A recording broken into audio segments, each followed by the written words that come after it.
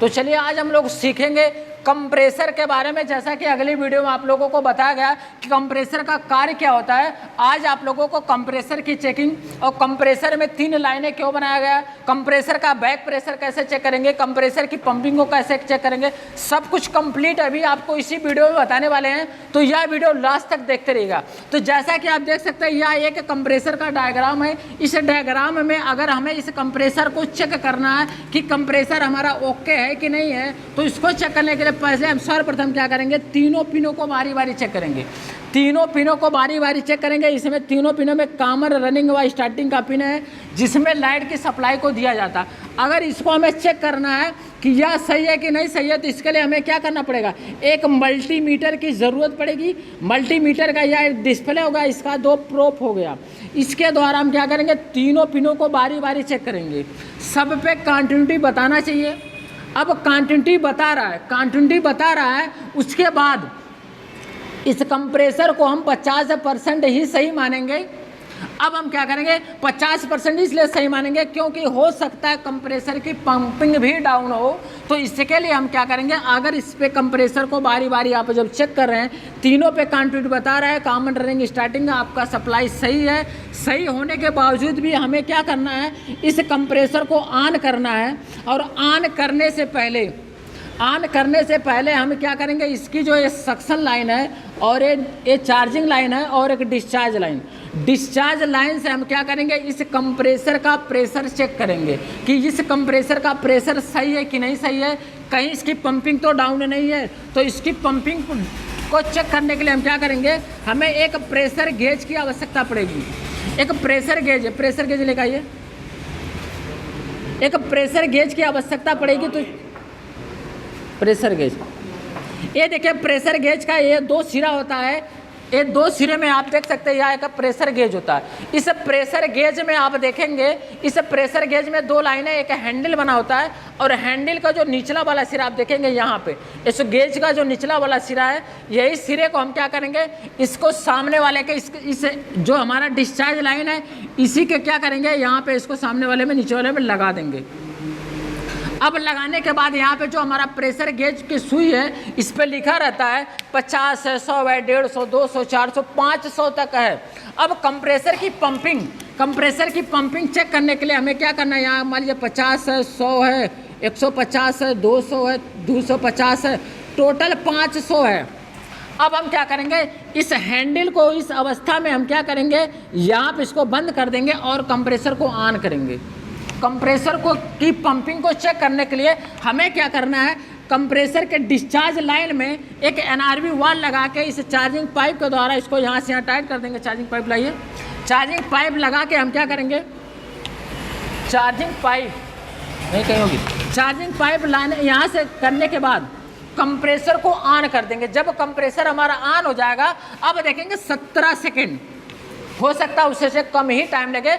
17 second में हमारी जो कंप्रेसर गेज की सुई है 450 से अगर 500 के बीच में पहुंच गई, तो इस कंप्रेसर की पंपिंग को 100% सही माना जाएगा। तो जैसा कि आप देख सकते हैं यहाँ पे एक चार्जिंग पाइप है और एक गेज है। हमने क्या किया, ये जो इसका निचला वाला सिरा है, इसको हमने यहाँ पे लगाया। अब लगाने के बाद हम क्या करेंगे, इस हैंडल को बंद कर देंगे ताकि सिस्टम के अंदर का प्रेशर बाहर ना निकले। जो इस सिस्टम के अंदर का प्रेशर इसके दबाव से या सही से बताने लगे। तो जैसा कि आप देख सकते हैं यहाँ पे लगा है, इस पाइप को हमने डिस्चार्ज लाइन में लगा दिया। अब डिस्चार्ज लाइन में लगाने के बाद हमने क्या किया, कंप्रेसर को ऑन किया।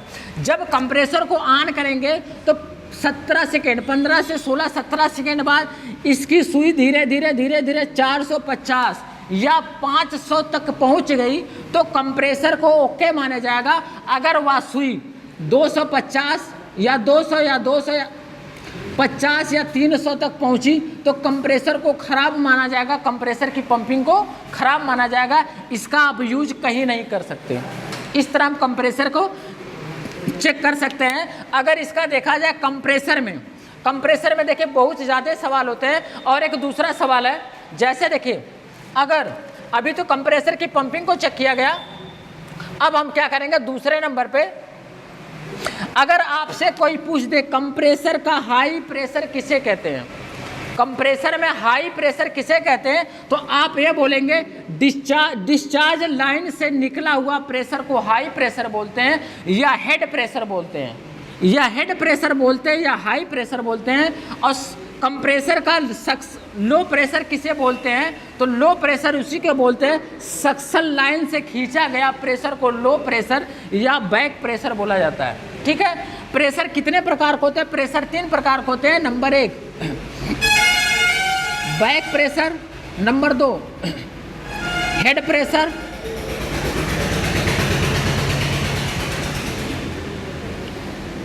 और number 3 ideal pressure. Ideal pressure, ये 3 प्रकार के प्रेशर होते हैं। बैक प्रेशर, बैक प्रेशर को आप क्या कह सकते हैं? लो प्रेशर भी कह सकते हैं, LOW, लो। ठीक, लो प्रेशर कहते हैं। हेड प्रेशर, हेड प्रेशर जैसे देखिए हेड प्रेशर को आप हाई प्रेशर भी कह सकते हैं, हाई प्रेशर भी कह सकते हैं, चाहे तो हेड प्रेशर बोलिए चाहे तो बैक प्रेशर और लो प्रेशर बोल सकते हैं। अगर आपसे कोई पूछे कि कंप्रेसर का लो प्रेशर किसे कहते हैं, तो आप यह कह सकते हैं कंप्रेसर का लो प्रेशर सक्शन लाइन से खींचा गया प्रेशर को लो प्रेशर कहते हैं, और डिस्चार्ज लाइन से निकला हुआ प्रेशर को क्या कहते हैं? हेड प्रेशर या हाई प्रेशर कहते हैं। आइडियल प्रेशर किसे कहते हैं? आइडियल प्रेशर का मतलब जब हमारा कंप्रेसर जब ना ही काम वर्क नहीं कर रहा है, जब सिस्टम हमारा बंद हो, ना ही डिस्चार्ज काम कर रहा है ना ही सक्शन काम कर रहा है, उस समय वह कंप्रेसर एक आइडियल प्रेशर रहता है। ठीक है, तो उसको आइडियल प्रेशर कहते हैं। अगर आपसे ऐसा कोई सवाल पूछे तो आप ऐसे बता सकते हैं। अगर आपको कंप्रेसर को चेक करना है तो कंप्रेसर को चेक करने का भी मैं तरीका बता दिया हूँ। कॉमन रनिंग स्टार्टिंग को चेक करेंगे बारी बारी। अगर पॉइंट बता रहा है तो इस कंप्रेसर को हम क्या करेंगे? 50% सही मानेंगे। अगर इस कंप्रेसर का पंपिंग चेक करेंगे, अगर पंपिंग हमारा 450 से 500 तक अगर आ गया तो इस कंप्रेसर का प्रेशर भी सही है, तब जाके इस कंप्रेसर को क्या करेंगे? हम ओके मानेंगे, इसको जहाँ चाहेंगे वहाँ लगा सकते हैं। क्लियर हो गया कंप्रेसर के बारे में? तो इस तरह कंप्रेसर को चेक किया जाता है। कंप्रेसर का हाई प्रेशर, लो प्रेशर, सब कुछ इसी पे है। ठीक है, और ये आप देखेंगे यहाँ कंप्रेसर के नीचे एक रबड़ लगा होता है जिसका नाम होता है ग्रोमेट। इसका काम क्या होता है? ग्रोमेट का काम होता है, ग्रोमेट एक प्रकार का रबड़ है। अगर कंप्रेसर जब चलता है तो वह हिलता रहता है, तो वह क्या करता है? उसकी कंपिंग को, उसके वाइब्रेट को वह रबड़ क्या करता है? कम करता है, ताकि कंप्रेसर आवाज़ ना करे, ताकि फ्रिज से आवाज़ ना आए। वह रबड़ उसी पे जंप करता रहता है, तो उसकी आवाज़ या उसकी कंपन को, उसके वाइब्रेटर को वह क्या करता है? कम करता रहता है। ठीक है, तो यह होता है कंप्रेसर का काम। ओके, चलिए, बहुत बहुत धन्यवाद आप लोगों का।